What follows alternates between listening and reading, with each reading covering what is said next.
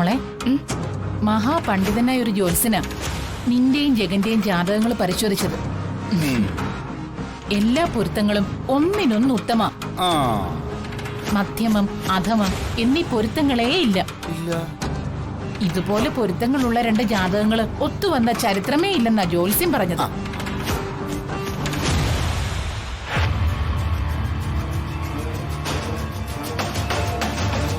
ഇതേ അഭിപ്രായം തന്നെയാണ് ഇവിടത്തെ തിരുമേനിയും പറഞ്ഞത്. ഈ ബന്ധം നടന്നു കിട്ടിയ ഒച്ചടി വച്ചടി കയറ്റമായിരിക്കും. പിന്നെ തിരിഞ്ഞു നോക്കേണ്ട കാര്യമേ വരുന്നില്ല. നിങ്ങൾ രണ്ടാൾക്കും.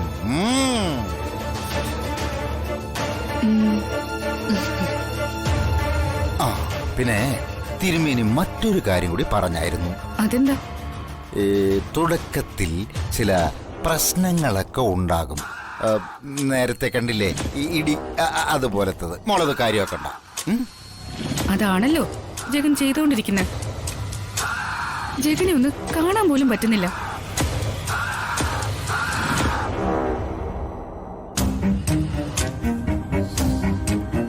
ആ ശരിയാണ്. ജാതകപ്രകാരം തുടക്കത്തിൽ ജഗൻ അങ്ങനെ പെരുമാറണമെന്നുള്ളതാണ് വിധി. കല്യാണ പെണ്ണ് വിചാരിച്ചാലേ പയ്യനെ വരുതിയിൽ കൊണ്ടുവരാൻ പറ്റൂ. അതാണ് ഇവിടത്തെ മഹാനായ തിരുമേനി പറഞ്ഞിരിക്കുന്നത്.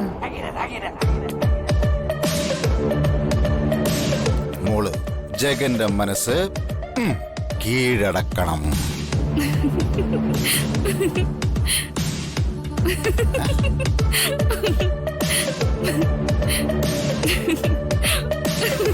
അയ്യോ മോളെ പതിയെ അമ്പലം. എന്തിനാ മോളെ ഇങ്ങനെ ചിരിക്കുന്നേ? സിനിമയില് നായികയ്ക്ക് നായകനെ ഇഷ്ടപ്പെട്ടില്ലെങ്കിൽ നായകൻ ചില തന്ത്രങ്ങൾ ഇറക്കി നായികയുടെ മനസ്സ് കീഴടക്കും. അതുപോലെ ഈ നായകനെ വശത്താക്കാൻ ഈ നായിക ആരോടാ ഗുസ്തി പിടിക്കണ്ടേ? എന്റെ പൊന്നു മോളെ, നീ ഗുസ്തി പിടിക്കണമെന്നല്ല അങ്കിൾ ഉദ്ദേശിച്ച്. നയത്തിൽ ജഗനോട് പെരുമാറി അവന്റെ പ്രീതി പിടിച്ചു പറ്റണമെന്നാ അങ്കിള് പറഞ്ഞത്. അത്രയും മതി.